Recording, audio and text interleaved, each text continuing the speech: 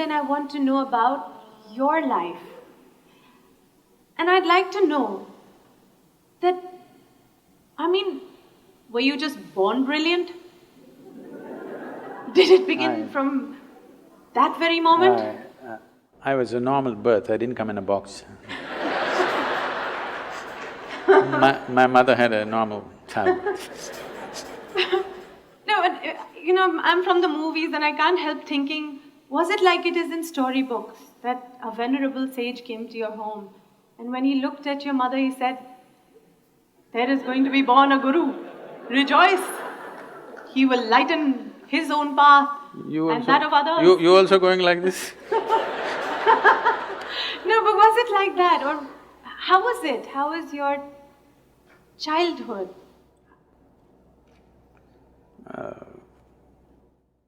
I don't think they all came to listen to my mother's labor pains. No, I'm really fascinated, intrigued that we're all here. But, the way you think, we wait to hear what you have to say. We've all been little children and we've all grown up, but we've grown up and been educated in schools but I find our way of thinking, our way of being very conditioned, like almost systematized. So where did it all begin? I think you're looking for something unnatural that happened there. One thing that could be considered unnatural was, it seems I was a very delayed birth. My mother went to the hospital 3 times and came back and she gave up, she said, he's not coming. And when it actually happened, it happened at home. My father being a physician, that was not possible, she had to be in the hospital. 3 times she went and 3 times it didn't happen. They did everything possible and she gave up. So it happened at home. So that's the only reasonably unnatural thing, everything else was natural birth. I didn't come in a box and I refused to be educated so the question that you're asking is, do people grow up and blossom or are they brought up by somebody? You will see the general expression is, I was brought up in this place, I was brought up in that way. Especially in the West, you will see, I was brought up Christian, I was brought up Jewish. These are very common words. I think it's absolutely ridiculous and humiliating that a human being has to be brought up. You bring up cattle, okay? You don't bring up a human being. A human being is supposed to blossom by his own nature. That is why he is on the top of the pile, at least on this planet in the evolutionary scale. And most human beings don't seem to understand that, or they're not allowed to understand that by a whole lot of people and they need to be brought up. Bringing up means somebody is molding you. Molding means it's a predetermined shape. No flower that blossoms is the same way as another one which blossomed yesterday. But a mold means it's always going to be the same. If you make a mold, the idea of making a mold is that we want to have the same form again and again and again. Right now, generally, that seems to be the work, unfortunately, of the current education system, the so-called religions that are operating in the world, and of course the family. They want you to be in a certain mold, they don't want you to blossom like a wildflower because they're afraid of anything fresh happening among them. They want something that is familiar, they don't want something unfamiliar to be born among them. So, if you have succumbed to that system, then yes, you've been molded into a certain form. If you allow your humanity to blossom, then you will see you don't belong to any mold. This is the beauty of being human, that there is no a particular way to be. If you were a dog, you would be one way, if you were cattle, you would be one way, if you were a sheep, you would be another way, if you're a bird, you would be another way, a grasshopper another way. But to be human means there is no particular way. What is human is not defined, not described. It is just that For every other creature on this planet, nature drew two lines. Within that, they have to play their game. For a human being, only the bottom line is drawn, there is no top line. But socially, people are trying to draw a top line for themselves. But nature has not drawn a top line for you, it's a limitless possibility. And this is what is freaking human beings right now, because they can't decide what they they need to be. They're trying to be like somebody else. Only bottom line is set, top line has been removed. This is evolution. But wait, we still didn't quite get to… So how was it when you were a child? Were you put into a school to go the systematic way, and did you keep up with it? Do I look that educated? Don't insult me like that. Actually, you know, when I go and stand in the line, in the immigration lines, and particularly in America, they look at me and say, "Can you speak English?" I say,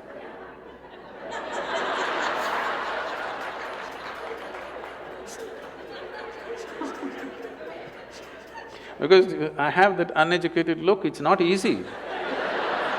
Do you know what it takes to remain uneducated?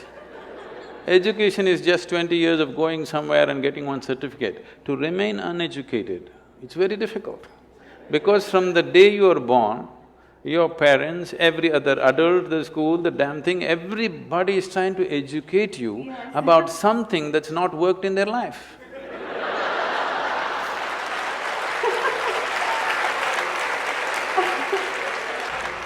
And then, did you also, like we all went through these confused teenage years of not really knowing where we're going? I mean, did you clearly know your path? Not at all. I was… right from 3 or 4 years of age, I was always a million questions hanging in my head. I have a question about everything to everything.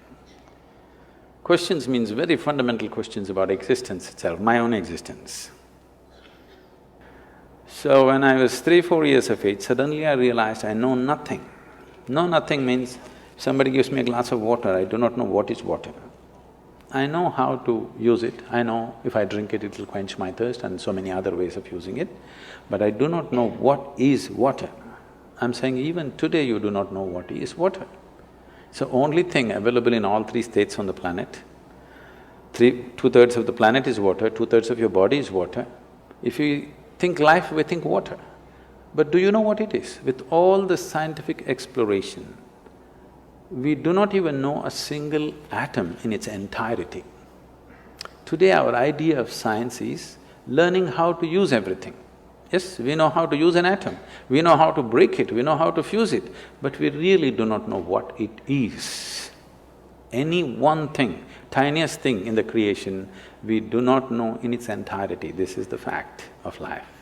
Well, even something simple as what you started with saying, that looking at water, I mean, straight away I was taught water, H2O, and what it can do, and you can mix it with colors and it becomes that, you can drink it and it quenches your thirst. But I never looked at it and said, I don't really know what is water. Because nobody looks at anything.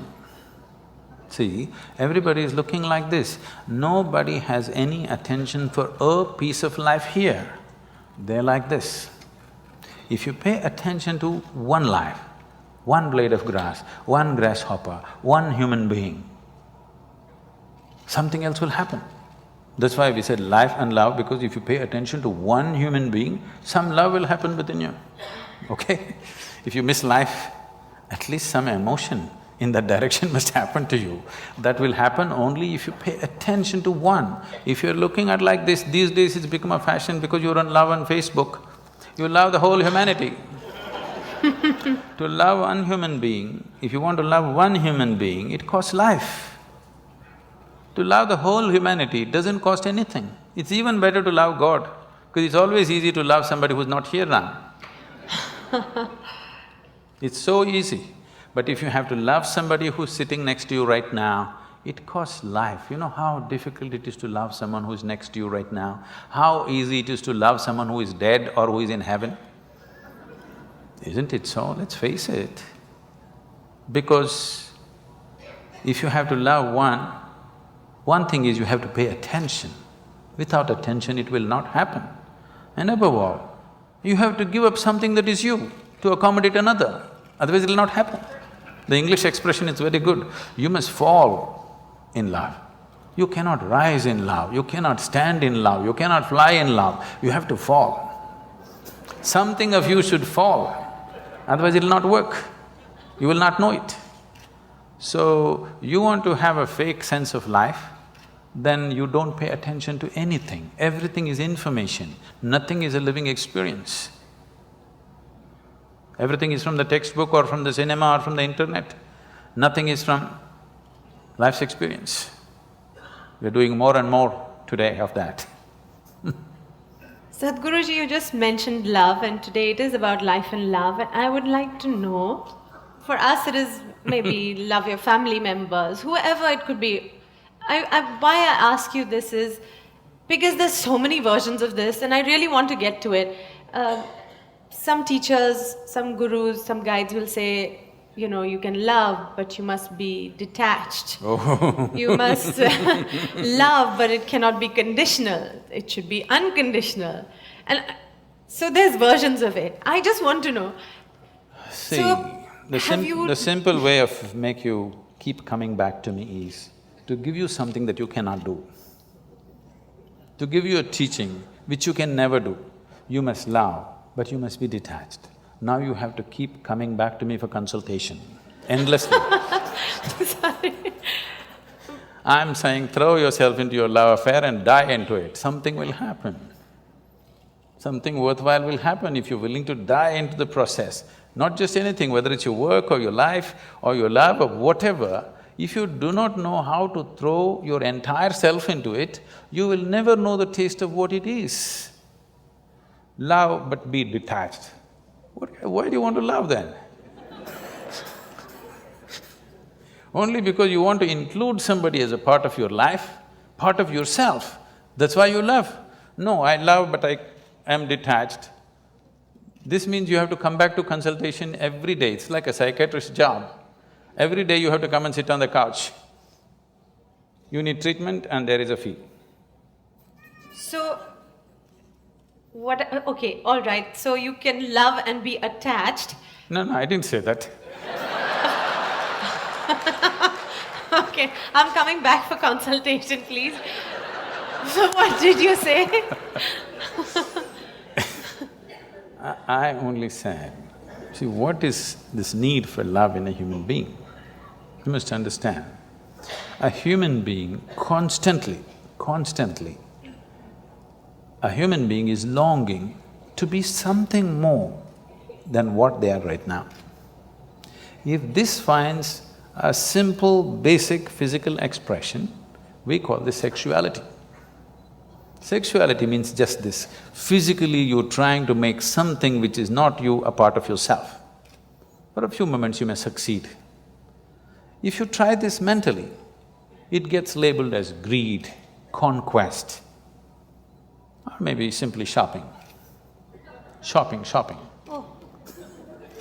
Some people go for conquest with swords and guns, some people go with checkbooks and cash, credit cards. The thing is, you want to include something which is not a part of you as yourself, that is the whole effort. Whether you want money or wealth or you want to occupy a nation, what is it? Something that is not you, you want to make it yours. Yours is an effort to make it a part of yourself. If it happens emotionally, on the emotional level if you try this, we call this a love affair. You're trying to make somebody who is not a part of you, a part of yourself emotionally. This is a love affair. If you do it consciously, we call this yoga. Yoga means union.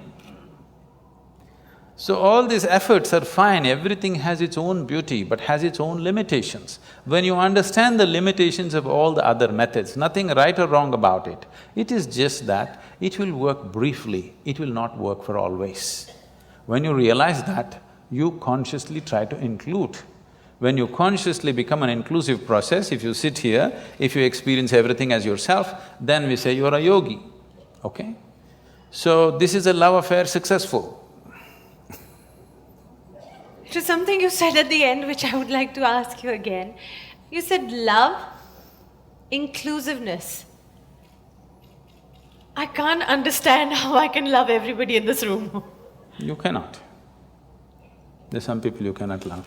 I can barely see up there and up there. So how is that? How do you include everybody in your love? See, because you are looking at love as something that comes to you, or you yield to the process of love only because you appreciate a particular quality, a shape of somebody's nose, or the shape of their mind, or their thought, or their emotion, or the way they speak, or the way they do things, or the way they relate to you, something, okay? There are many things. It is based on something that is acceptable to you. If they do something that is not acceptable to you, love crumbles. Yes. Now what I'm saying is, I want you to look at this, whether love happens to you or hate happens to you, anger happens to you, misery happens to you, joy happens to you, it only happens within you, isn't it? Yes. It never… People say love is in the air. No. Because you are feeling very pleasant in your emotions, suddenly air feels vibrant. It always been, you missed it all your life, now you're beginning to feel it. Okay. All right? So, whatever human experience, love or hate, whatever, happens only within you. What I'm saying is, at least what happens within you must happen by your choice. Consciously you must be able to make it happen. If you are able to… if your experience of what is happening within you is happening by choice, what is the problem? It only happens within you. Love is not a relationship. A relationship is a different thing. Love is a certain sweetness of your emotion. Whether you look at a tree, or a dog, or a man, or a woman, or a child, or just at the sky, why can't you look at it lovingly? Because it's not about loving the sky, it's about the sweetness of your emotion. If your emotions are sweet, whatever you look at it in a certain way. Right now you have nasty emotions, whatever you look at it in a different way. So you have always associated love with somebody. No, this is not about somebody. Love is not something that you do, it is something that you can become. If you're willing, you can become love, you can make your emotion into a very sweet space. If you make your body very pleasant, it becomes pleasure. If you sit here, it can be great pleasure just sitting here and breathing. If your mind becomes pleasant, we say this is joy. If your emotions become pleasant, we say this is love. If your very life energies become pleasant, we say this is blissfulness, this is ecstasy. If your surroundings become pleasant, we call that success. Now you're calling your success with somebody as love, that's a mistake. You have a success story with somebody, that is, you have created pleasantness in the atmosphere between you and let's say 5–10 people around you. You're calling that love. No, that is actually success, because that needs lots of management. Yes, it does. Yes or no? Yes, it does. Yes, but for you to be loving, there is no management. If you just make your emotions sweet, your emotions are sweet and it's beautiful to be like this. It's not about anybody. If somebody comes, we can share it. If nobody comes, you can sit here with your eyes closed and still be loving. What's the problem? It is not about somebody, it's not an action. It is not something that you do, it is something that you can become.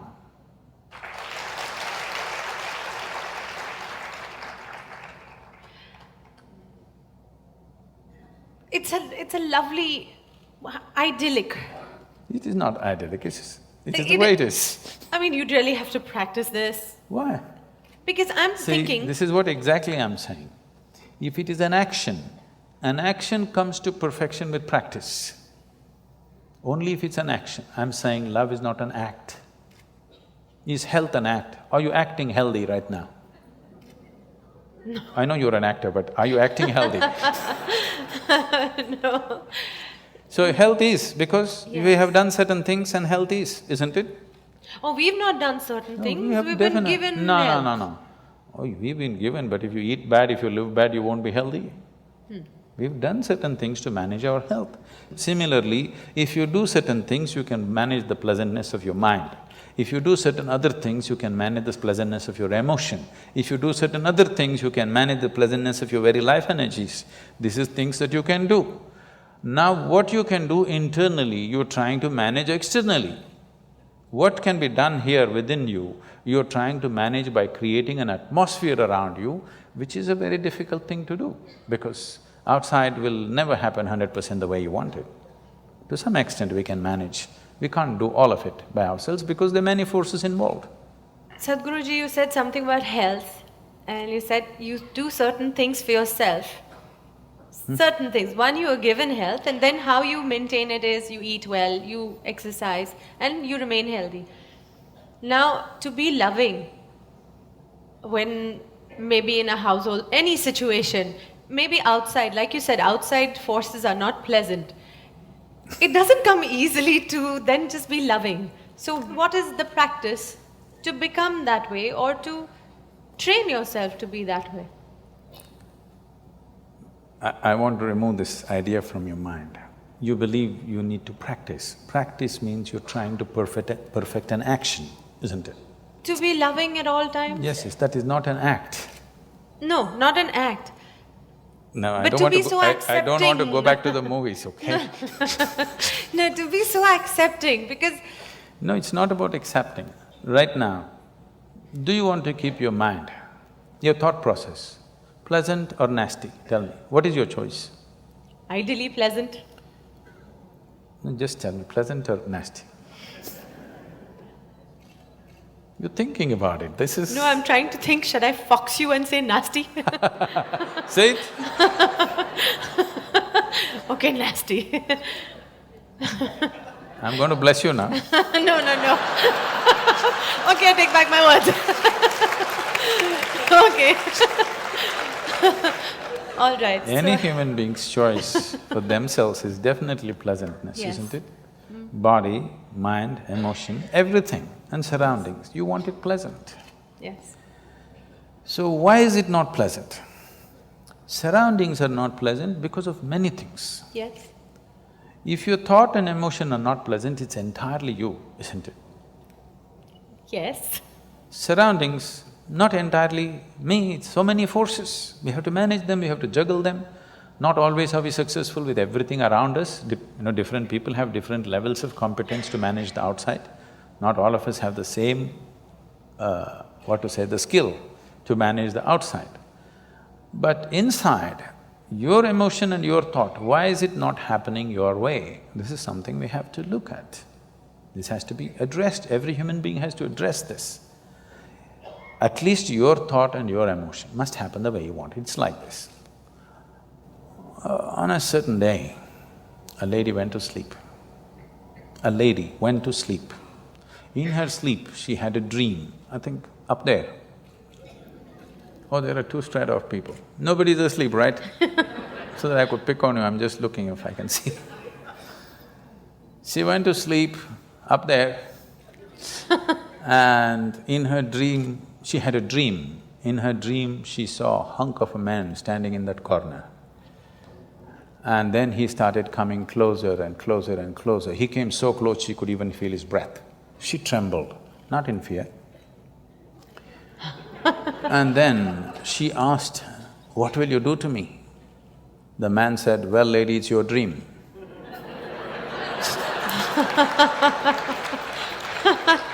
I'm saying, what's happening in your mind is your bloody dream. Now the problem with life is not that life is not happening the way you want it, even your dream is not happening the way you want it. That's a problem. I'm saying at least fix this, at least let the dream happen the way you want it. If you are dreaming the way you want right now, your thought and your emotion would be pleasant, isn't it? Yes, but Fixing the world is another thing, that's a different game. That needs lot of skill. This needs just willingness. Why we are continuously talking about joy, blissfulness, love is not because it's a goal by itself, these are not goals by itself.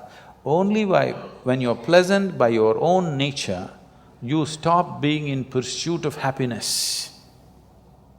You are fine by yourself, you don't have to go anywhere to feel pleasant, you don't have to do anything to feel pleasant. Sitting here, you're feeling very pleasant, Now you will look at life the way it is. Otherwise, you're an endless race. Pursuit of your happiness is a lifelong thing. Till your deathbed you're pursuing, what does it mean? That means you're a failure. If you're pursuing happiness when you were 5, I can understand. But that was not the fact. When you were 5, you're simply happy by your own nature. When you're 50, you're pursuing your happiness. This is a failed story, isn't it? But Sadhguruji, suppose we say this to the common man who has a little house. Where did you meet a common man? I'm imagining it. Every man or woman think they're special, believe me. Oh yes. Yes, so where did you meet a common man, I'm asking? Oh.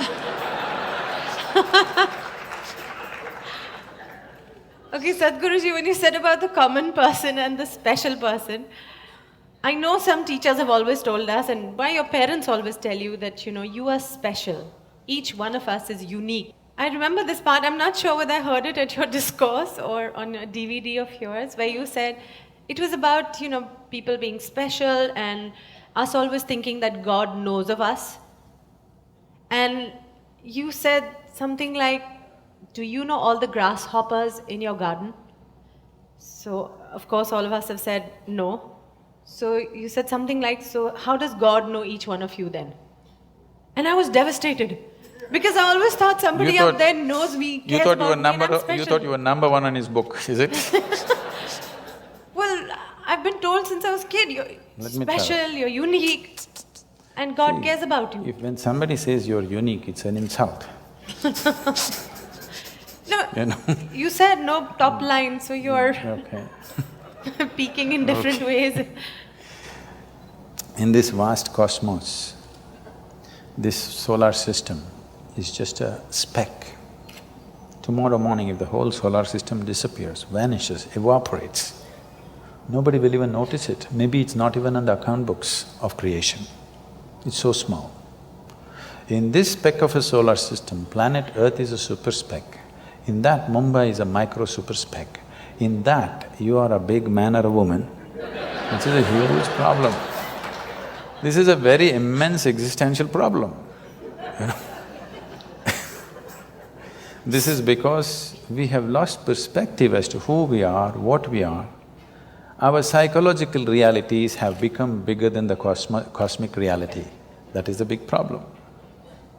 It's time you step out of your cinema. I'm not talking about the Hindi cinema, I'm talking about the cinema that everybody is playing in their own minds. See, right now they darken this whole hall because it works best that way. This is the basic technology of a cinema. If you do not darken the cinema hall, if you light it up and play a nice cinema, it's not going to work. You have to darken it. So I'm saying a cinema of your mind because it's a dark space. Every thought is enlarged, playing out, bigger than the cosmic space. Today, everything in the cosmos is happening perfectly well, but you have one nasty thought crawling in your head and it feels like a bad day, isn't it? Yes. So that's because your psychological realities, your petty creation has become larger than the Creator's creation. You lost perspective of life. That is the fundamental basis of all this confusion and suffering. If you see who you are, the microspeck that you are, you wouldn't imagine that God is made in your own image and He looks like you and whatever. Okay? If we were all buffaloes, we would definitely think God is a big buffalo. Okay, so what is it really? Please tell us please define it for us. What is it? What is going on? This life, this love, all these emotions that we go through in our lives, all these thoughts that we create for ourselves. What is going on? These are all human possibilities and capabilities. Every possibility becomes a problem for those who do not explore the possibility in its right perspective. Thought is a tremendous possibility. An ant cannot think like you. He can work better than you, he's more disciplined, he better traffic rules than you. There's no traffic jam out there, okay? But he cannot think like you. That sets us apart. This is a possibility. But now this possibility has become a problem for 90% of the humanity. Now they're freaking because they can think. And they're thinking all the wrong things, their thoughts have become nasty. If they were pleasant, they would have enjoyed their thought process. Because it's become nasty, it's becoming an ailment, isn't it? People are suffering their thoughts immensely because they do not know how to keep it pleasant, nothing has been done towards it. So what is a possibility always becomes a problem if you do not explore it in the right perspective. So your thought and emotion has become a problem. Now love affair is a problem, you're making all kinds of things out of it, which are all coming from this misunderstanding. Not understanding this thought and emotion is generated by me, I can generate it whichever way I want. If nastiness is what you like, you do it. I don't care if that's what you like, but you're suffering it. If you're suffering it, you shouldn't be doing it. I'm not telling you be loving. What is your choice, pleasantness or unpleasantness? If unpleasantness is your choice, you enjoy it, do it, what is my problem? You want to drink poison, what is my problem? I'm just telling you, this is poison, this is this. Drink whatever you want, but by choice. Don't drink unconsciously, that's stupid. That is not befitting of a human being. A human being means we are far more conscious than every other creature on this planet. That's what sets us apart. Every creature eats, but we can eat consciously. So our eating becomes so many things. Every creature has sexual drives, they go and fulfill it whichever way. We can do it consciously, so we become something. We are doing the same things, but we are doing it consciously. Suddenly there is a magic about it, not because sex is magic, food is magic, no. Because we can do it consciously, every basic act like eating and copulating becomes magical because we can do it consciously. If you leave that one thing, if you exclude that one thing from your life, that you're not conscious about the way you think, the way you feel, the way you act, the way you move your body, if you're not conscious about it, everything can turn ugly, everything can become nasty. So it is this which sets you apart from every other creature. So, a dog is walking on the street, if you show it a biscuit, it'll wag its tail, if you do this, grrr, it'll do. If this is what you are, that if somebody is nice to you, you'll wag your whatever, if somebody is not nice to you, you will bite them. I'm saying where is evolution in you? Forget about civilization, I'm talking about evolution. Where is the evolution? Where is the sign of evolution, I'm asking? Okay, Sadhguruji, let's go to… I've seen people copying answers in examination, but never yeah, questions. I've got questions.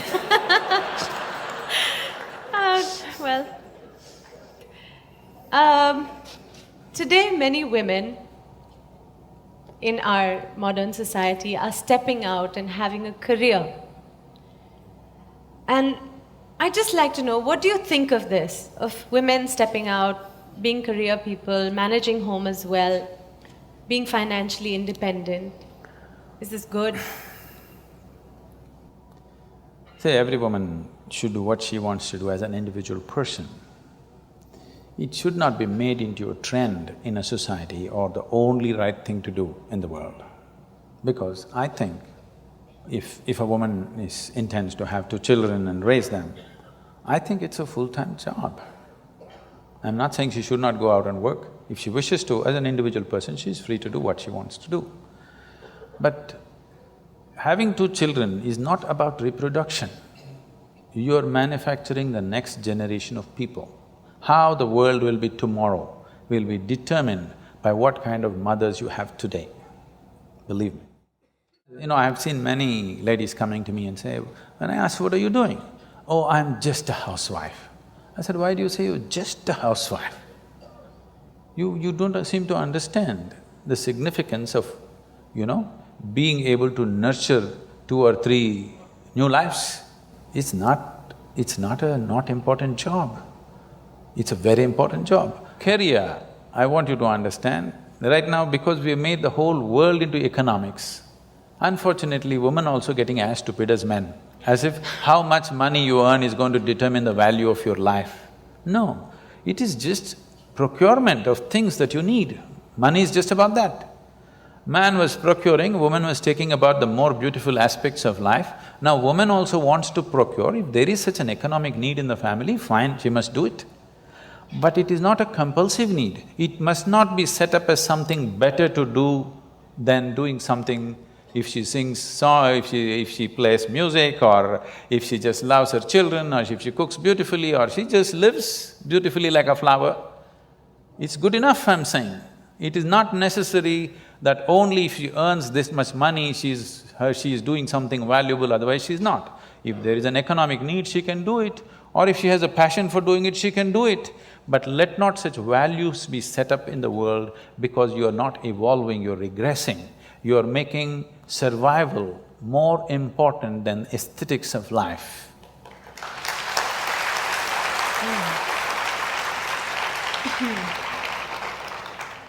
Okay, Sadhguruji, let me take you away from this and let me take you to a world of, say, films.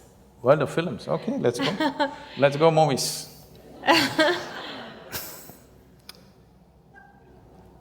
Years ago, when films started and, through the 60s, 70s, there were lovely stories, nice values, beautiful music, lyrics. By the time I was the star in movies, some of our jhatka matkas might have shocked the previous generations and they must have said, what is all this? But it was still within limits. Whose limits? I mean, what's acceptable to society, whatever. I mean, I'll say, and then now, today, the complexion of films, the kind of films we see, it's little clothes, it's live-in relationships are, up there on screen for everybody to see, and nightclub culture. I mean, it sometimes worries me that my children are growing up now, this is what they're seeing, these are the kind of songs that they're listening to. The lyrics are about, From Janam Janam to expiry date songs. Yes. So this is what they're watching, this is what they think is cool, this is the hip and happening stuff. I think by the time you came, the Janam Janam was over, isn't it? No, it was still there, it was in the middle somewhere. The music was wonderful, the lyrics were still lovely. But today it is Munni Badnaam ho gayi and things have really moved to chewing gums and I am forgetting at this moment what the lyrics are, but then it's shallow right now. India has the youngest population in the world right now. So with such a young nation growing up on this is the feed. This is what you see, this is what you hear. I'm just a little concerned as to what they will turn out to be. I'm sure your parents were concerned too. Okay, so can I'm sure my parents were very concerned when I was growing up. So every parent has this concern, every generation has this concern that the next generation is going wrong, always. I understand what you're saying. This sudden change, if every generation likes to go one step beyond where the previous generation has stepped in, on almost everything, just for the sake of doing something different, or it's natural, they have grown up in one atmosphere, they take it to another level. The next level. Yes. Next is not always next. That's what you're saying. Next is not always next, right? Yes, it's not higher, it's somewhere else, It's just next. So, this concern is always there, but right now, the change that is happening is not the next. It is a serious influence because in the last 15 years, the world's ability to communicate across cultures and borders is so heavy and so unprecedented. Nobody has ever been used to this kind of influences before, okay, never before. This level of influence on our young people, never before possible, no other generation has ever experienced this kind of onslaught from so many directions, and the volume of influence is too big. So, in terms of changes that are happening, it is not next, it is simply somewhere and nobody knows where it is because it's too complex and too mixed. Nobody knows where it is, including the young people, it's just a mix of things. So this is because of a sudden onslaught of information and communication. It is not for us to judge whether it's good or bad, it is just that definitely this level of information. When I say information, it's like when we were growing up, I believe it was true for your generation also, we never knew what is boredom, okay? There was no such thing, we were just excited about everything that came our way. But you see today 12-year-old kids, if you tell them what, oh, Yes. you see, they're Yes. just bored because they know the whole cosmos, they've seen it on their phone screen, not even on the computer screen. On the phone screen, they've seen entire cosmos, they know everything. Things that you do not know, they know, you ask them, they know it. Yes. By information. By the time they're 18, they have had 5 love affairs and gone. In the Western world, it's like that, here also it's beginning to happen, okay? So by the time they're 18, they've seen everything that you need to see with body, mind, emotion, okay? By the time they're 25, what? What next? What next? No. Yes. You will see, this is not my wish, but this is something that I see, the way people's minds are working, the way they're being laden with information. I'm not by any standards a pessimistic person, but I'm just seeing this. If this level of information continues and it'll multiply manifold for the coming generations, you should not be surprised in the next 50 to 100 years, if 50% of the human population choose to commit suicide, you should not be surprised, because that is what will happen to the mind. Somebody's clapping, look at this, it's popular. No, you've just touched a chord, that's… No, I I'm mean, saying, I think we realized something… today, this day, more people commit suicide in this world than all the wars and murders and accidents manage to kill. So more people are on self-help already than murderers, warmongers, bad drivers, everything put together. More people are on self-help. And if this level of information onslaught continues on human mind, I know the nature of mind absolutely, because I know my mind. I know how it works, what it can handle, what it cannot do. I know it clearly what human mind is.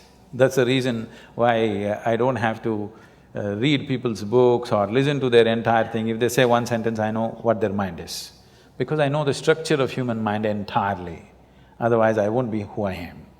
So I'm saying this, if this level of information onslaught continues at the same pace or at higher pace, which is possible in the next few years, this will definitely lead to wanting to terminate yourself, because there will be nothing to live for.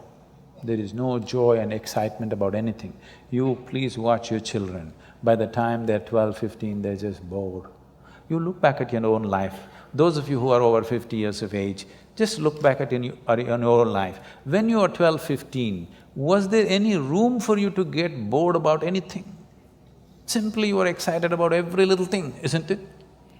Today you will see it's almost a common feature. 12, 15-year-old kids are just bored. Only thing is… Yes, they're all on iPads, iPhones, yes, they're on gadgets. Because we're talking about love and life, all this will not mean nothing. Because you had one love affair when you were 18 years of age, you thought this is your life and you're going to willing to die for it, whether you died for it or not, but at least at that time you thought you'll die for it, okay? Today on Facebook they have 22 love affairs going simultaneously. It just means nothing. I'm not saying they should have it or not have it, all I'm saying is, this will lead to a certain overload on the mind, and suddenly a human being will think, why am I here? You know that big Shakespearean question, to be or not to be? Yes. This is not the most intelligent question. Unfortunately, people think so. This is only because you have not been touched by life. You are not a piece of life, you're just a psychological case. You're full of thoughts and emotions. You have not touched life at all. You think your thoughts and emotions are life? No.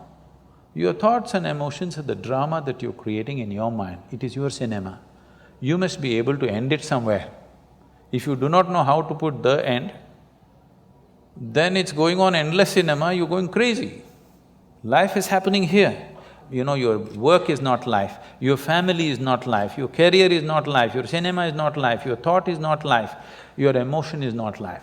Life is happening here. Everything else is accessories to life. Now, the frills of life have become larger than life itself. Life is entirely mist. If you touch life within you, then it's an explosion of energy. When such a thing never happens to you, because you have information about the whole cosmos on your phone screen, you will never be touched by life because too much information, too much thought. Even emotion is drying up, too much thought. This has happened. If you look at European philosophy in the last 150 years, you will see, if you read Dostoevsky, you will want to commit suicide.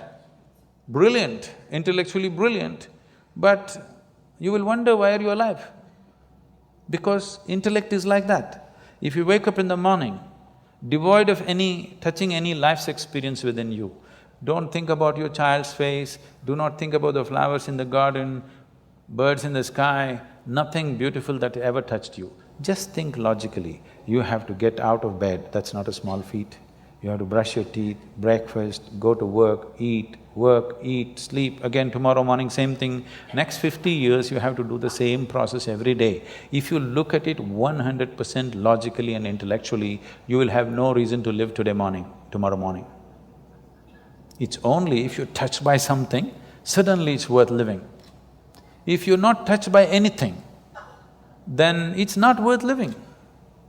What is so worth living about a human being? Waking up in the morning, trudging through life every day, eating, sleeping, same rubbish, what is the point? There is no point.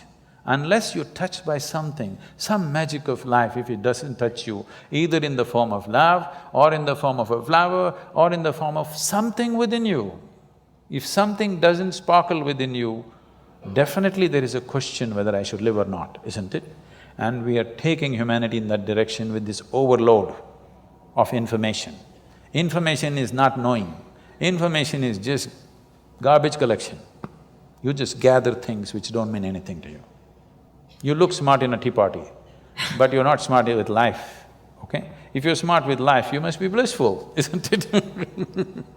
If you're really smart with life, you must be joyful and blissful, isn't it so? You're only smart in a tea party because, when somebody is talking something, the galaxy Z22, what happens there? Everybody, wow. They can also open the internet and the same thing, you think this guy visited the galaxy? So Sadhguruji, then what is it? Okay, so for all of us, give us in clear, simple sentences, do this and you will be at least on the way to being blissful or happy or aware or living in a nice conscious way.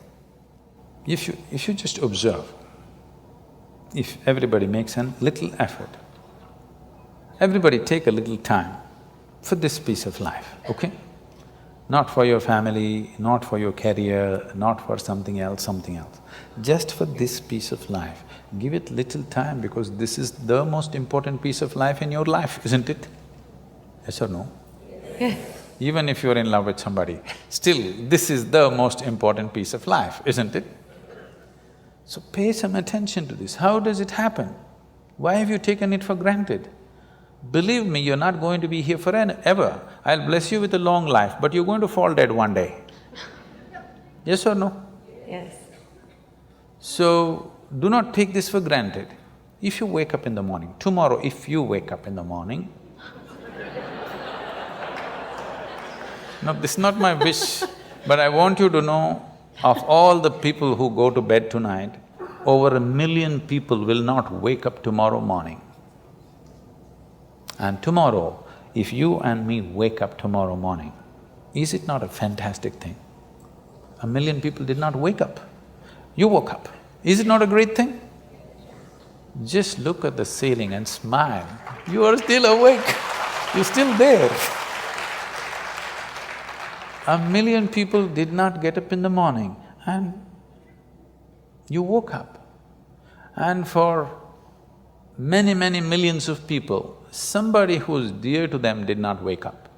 So just check those 5, 6 people around you, they all woke up, wow, it's a fantastic day.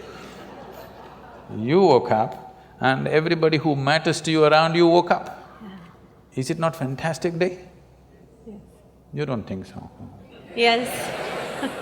Yes. You don't seem to think so. Yes. Because the problem is just this, you are living with an idea that you're immortal. When I say you're immortal, you're not actually thinking you're immortal, but you're not conscious of your mortality. If you're not conscious of your mortality, somewhere you think you're immortal, isn't it? How many moments in a day are you conscious that you're mortal? If you were conscious, would you have time to crib? Would you have time to fight with somebody? Would you have time to do some rubbish with your life? If you knew, if you are conscious that you are mortal, you would do nothing other than what is absolutely needed for you and everybody around you. This one thing if you do, if you just remind yourself, you don't think this is a negative thing. Death is not a negative thing, it's the only thing which has added value to your life. If you're here forever, you would be unbearable. Yes, yes. Isn't it? Aren't we glad everybody dies one day? If you just become conscious of this one thing, that always you're conscious that I'm mortal, you don't have to think, I will die today, we don't intend, we want to live as far as possible. Just you know, one day I will die. If you're just conscious of this one thing, you will naturally become spiritual. You will not become spiritual by thinking about God, you will become unrealistic, hallucinatory. You will start talking to somebody, you will start doing all kinds of things. Already people, they have earphones on and they're talking, you don't know whether they've lost it or they… 10 years ago, if somebody was walking on the street talking, you would know that he's lost.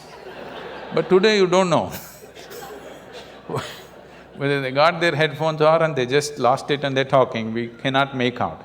But if you are conscious that you are mortal every moment of your life, spiritual process has begun for you. So one of the main reasons, one of the fundamental reasons why that all these things have to be taught to you, that she's repeatedly asking this question, were you born special, did you have normal birth or not, is simply because most people have forgotten they're mortal. They think they're immortal. They may not actually think they're immortal, but they're not conscious they're mortal. With every step, with every breath, if they were conscious of this, you know how consciously they would live? They would become fantastic. It is your mortality which makes you want to know what is the nature of your existence.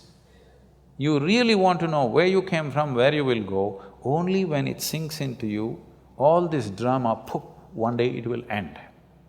But right now you think only others appear in obituary columns, you are only going to read it.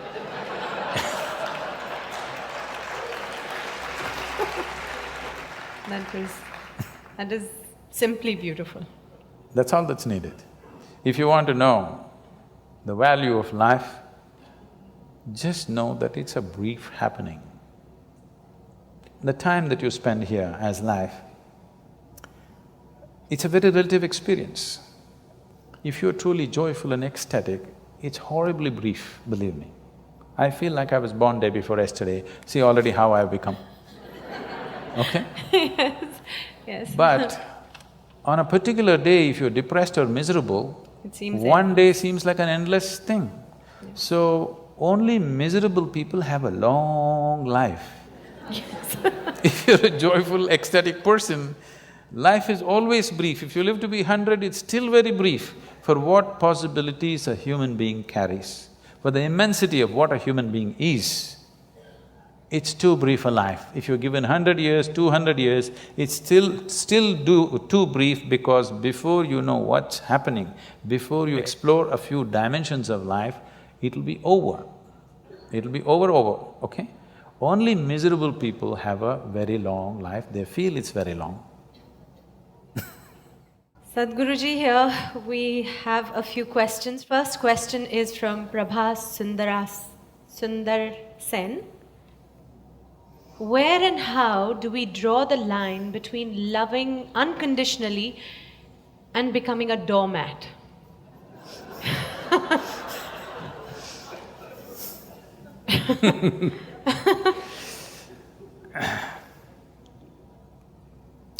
See, we need to understand this. What's being right now passed around as love is generally a mutual benefit scheme. You give me this, I'll give you that. If you don't give me that, I don't give you this. This is not said, but it's done. Okay. It's done, isn't it? It's not said. So human beings have physical, psychological, emotional, economic, social and various other kinds of needs.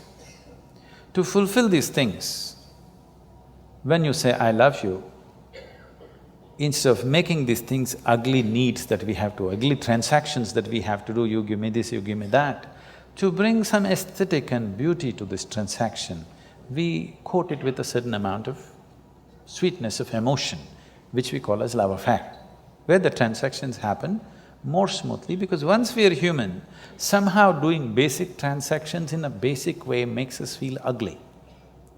If you take food with both your hands and eat it, it's ugly, isn't it? We want to eat in a certain way. Similarly, to fulfill our physical needs, emotional needs, economic needs, we have arrangements where we can conduct this in a more aesthetic manner. I'm not saying it's right or wrong, this is the fact of life. So this level of love,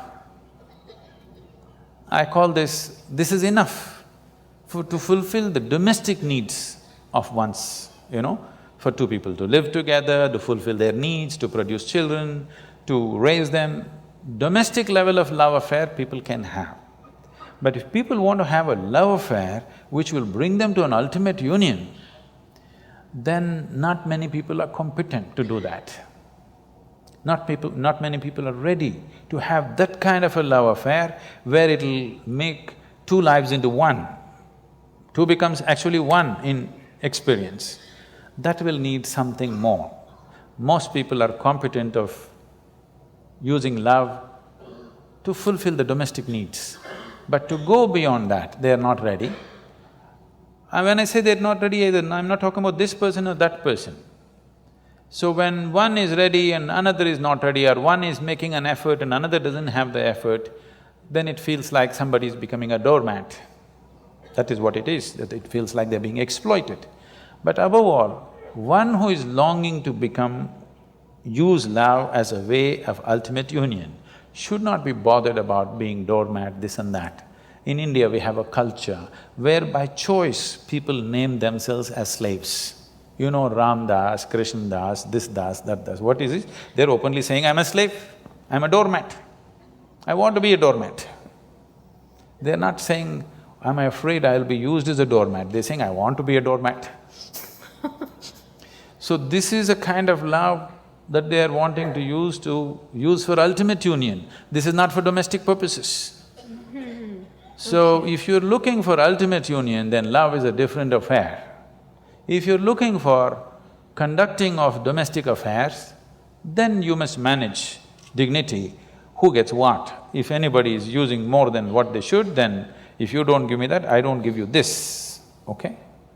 Otherwise, if you're looking for ultimate union, you should not think of all these things, that's a different affair. That's not much social thing. If you fall in love itself, you become vulnerable to somebody. Yes. Without becoming vulnerable, there is no love affair. You have to fall. When you fall, somebody may raise you or somebody may walk over you. Yes. But the thing is, the experience of your life is beautiful because you fell, not because they raised you, not because they walked over you, because you could actually have the sense of abandon in you to fall. That was the beauty of your love affair, not what they gave you, what they did to you, this no. The beauty was you sat alone and you think you really love this person so much you're willing to die. That was the most beautiful moment. Not the moment they gave you a big gift, not the moment they gave you a diamond ring, not the moment they said this and that about you, no. You just sat here and you're willing to die. That was the moment. Not just a doormat, you're willing to be the dust on their feet, okay? I'm not saying you should be like that. I'm saying where love transformed itself into devotion. If you fall in love itself, you become very vulnerable, but there are still some shreds of sanity in love affairs that you can recover. But if you become a devotee, there is no sanity left and you cannot recover. So before you tread such a land, you must see whether you're for it or not. What are your goals first of all? If your goal is to make a life, a cautioned, a very measured love affair is good. But your thing is, you want to dissolve into the process of life, you don't want to have a good life, you're not planning to have a good life, you just want to become an explosion of life, you don't care what you get and what you don't get, then you become a devotee. Devotion means it's your intention to dissolve into your object of devotion.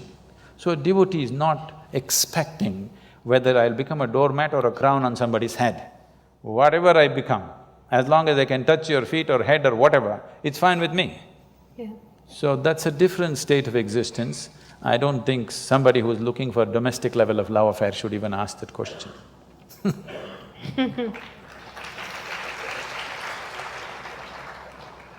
We have one question from the social media, the Facebook.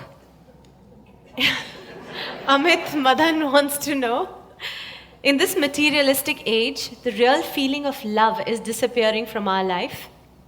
Most of the love we receive from others and express to others is superficial. How can we reinforce the real feeling of love in our own life and in others? Forget about others. If you learn to be loving by your own nature, not because of somebody else or something else. I know the question is coming from Facebook, there's an enormous possibility. You can even love those people who don't even exist. So I'm saying it's a tremendous possibility. So, if you just become love, not love somebody, then you will know the nature of love. If you love somebody, it's a fickle happening, because no human being will happen 100% the way you want them. Every human being on this planet is going to disappoint you, believe me. Not because they'll do something wrong, because nobody can fulfill the unrealistic expectation you have of them. It's simply not possible. Have you been able to fulfill anybody's expectation, I'm asking you, entirely? Partially, but never entirely, isn't it? So nobody else will be able to do it. Unless you're still such a hopeless romantic, you're still waiting, that ideal person is going to come from somewhere. No, believe me, whoever comes, I want you to know, the ideal people whom you worship, when Krishna was there, his wives complained, all right? So there is no hope for us. Yes, please remember this. Okay. Sadhguruji, this is where we open, the platform. It's… anybody has a question, this is the moment. Yes, please. My name is Anant. My question is about marriage, divorce. No, they're two different things, huh? See, today is many youngsters, like many of them, they don't want to marry.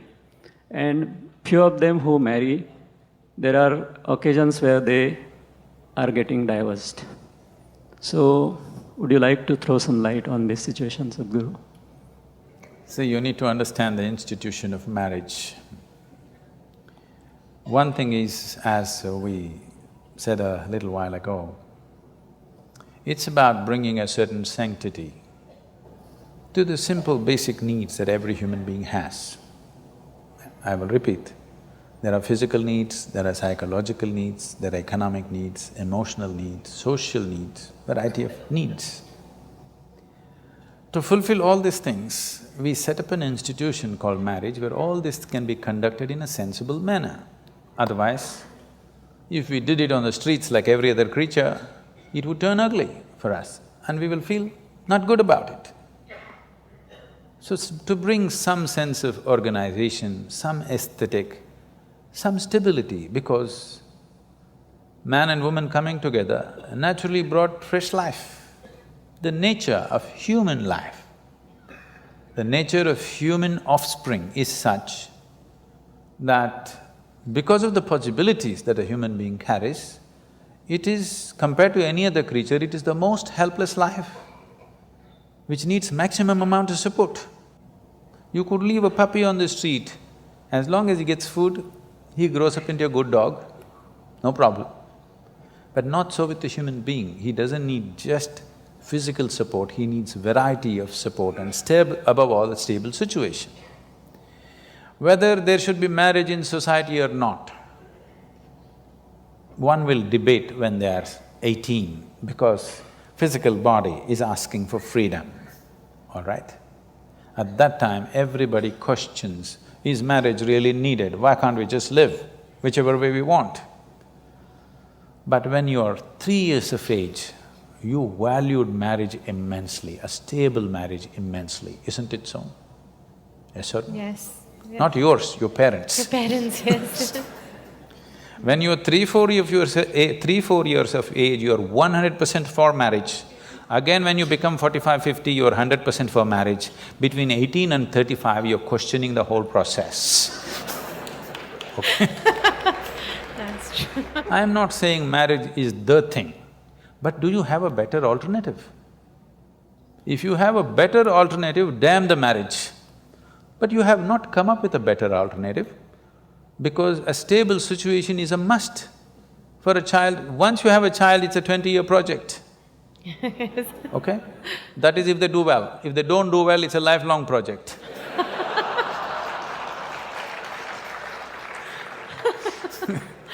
So, if you want to get into such projects, at least 20 years, there must be a commitment to create a stable situation. Your whims and fancies will change, your emotions will change. If that is what it is, don't get into such situations.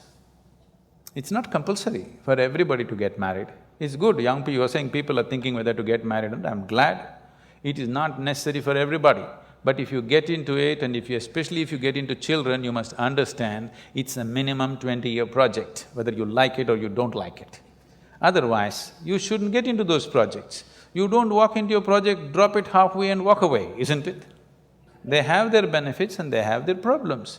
It's your choice, but at least choose consciously. You don't have to get married because everybody is getting married. You don't have to talk about marriage and divorce in same breath as if they come together. This is a completely an American idea, you're thinking of marriage and divorce together. Nobody thought of divorce in this country till recently, isn't it? Why should you ever talk about marriage and divorce in one breath? It's a crime. It's really a crime to think on those lines. But if it so happens, something truly went wrong between two people and they have to separate, that will anyway inevitably happen. You don't have to plan it at the time of wedding. Namaskaram, Sadhguru. Okay. Yeah. Namaskaram, Juhi ma'am. You mentioned about survival and you talked about aesthetics of life. I would request you to elaborate on aesthetics of life. And my second question is from my friend. I don't know whether you will answer it or not, but I just want to mention it over here because she has requested me to do so. Her question is, what is the purpose of this universe? Tell your friend I didn't make it. Thank you so much. Why am I being blamed for these things? The only thing I have done is, I have figured the nature of my life. And by figuring the nature of this life, I know by inference, every life has happened the same way. Not just every life, the very cosmos has happened the same way. If you know the nature of this life from its origin to its ultimate, you know the nature of everything by inference, everything that's worth knowing. So tell your friend, I didn't make this universe, so don't blame me for such big things. I just figured my way through my life. And if you figure it, you will see the most important thing that's happening in your life right now is that you're alive. Nothing else. Not that stocks have gone up today, that's not the most important thing. Not your love affair, not this and that. If you don't understand what I'm saying, suppose tomorrow you lost… I'm not saying you must wish, I'm not wishing you must lose, but suppose tomorrow you lost half your money and you're feeling depressed and your mind says, I want to die. Close your mouth, hold your nose like this for 2 minutes.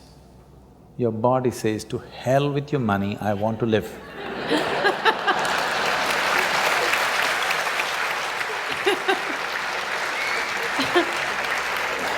Tomorrow, you found your love affair collapsed and your mind says, I want to die. Check. The life within you says, to hell with your love affair, I want to live. Every time you feel little suicidal or depressed, just check. The life within you says, to hell with all these things, I want to live. So I want to know the most important thing that's happening to you right now is life itself, not the fancy thoughts that you have, not the emotions that you have, not financial arrangements or family arrangements or whatever rubbish you have built around you. These are all accessories to life. These are all frills. Frills are so much you're missing the skirt, that's a whole problem with you. Yes, so much frill, fundamental things are forgotten. So, this is the most important thing. Right now for most people, life means their job, life means the new house they're building, life means the car that they bought, life means their wife, their husband, their children. No, life means what's throbbing here, not even your body, not your mind, not your thought, not your emotion. What is right now throbbing here, this is life. Because this is on, everything else seems to be meaningful. If this one stops, nothing around you means any damn thing to you or to anybody.